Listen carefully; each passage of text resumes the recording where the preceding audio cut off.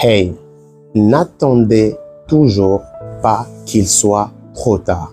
N'attendez toujours pas que vous soyez au bout, sans issue et sans solution, pour que vous repreniez conscience. Les amis, j'ai découvert deux mauvaises manières chez l'homme. La première, c'est que l'homme ne sait pas apprécier les choses qu'il a. Il attend que les choses aillent loin pour les apprécier de loin.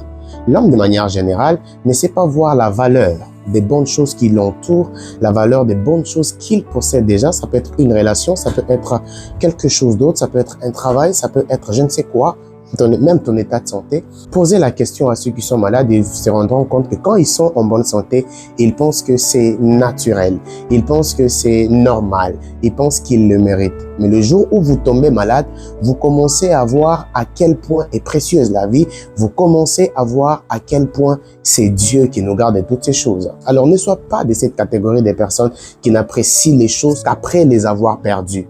Apprends à prendre conscience des choses qui t'entourent, apprécie-les, chéris-les, car ce sont des choses qui constituent ta bénédiction. Et la deuxième mauvaise manière que j'ai constatée chez l'homme, qui m'étonne d'ailleurs beaucoup, c'est celle-ci. Pourquoi faudrait-il qu'il soit toujours trop tard? Pourquoi ne prends-tu pas conscience alors qu'il est tôt? J'ai participé à une réunion du bureau dans mon service et j'ai appris une leçon.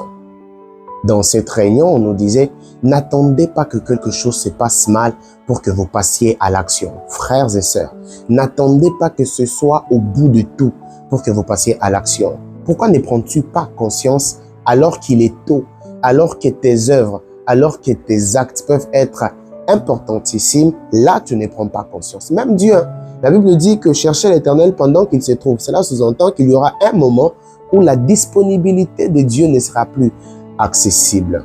Parlant de ceci, Salomon, deux fois de suite dans le livre de Proverbes, premièrement c'est dans Proverbes 22:3 et deuxièmement c'est dans Proverbes 27:12. Salomon dit à son fils, l'homme prudent voit le mal de loin et il se cache. Frère, apprenez à ne pas toujours attendre qu'il soit trop tard pour que vous passiez à l'action. Je sais que tu as des indices, je sais que tu as des informations qui te parviennent, je sais que tu sens que ça vient, mais tu refuses d'y croire et de prendre des précautions bien avant et tu attends toujours quand il sera trop tard pour passer à l'action alors que tes actions n'auront peut-être plus d'impact. Parce que vous savez que quand une chose est bien faite, mais au mauvais moment, elle n'a plus sa raison d'être. Et j'aimerais finir aussi dans ce même contexte pour te parler de pourquoi attends-tu qu'il soit trop tard pour donner ta vie à Jésus?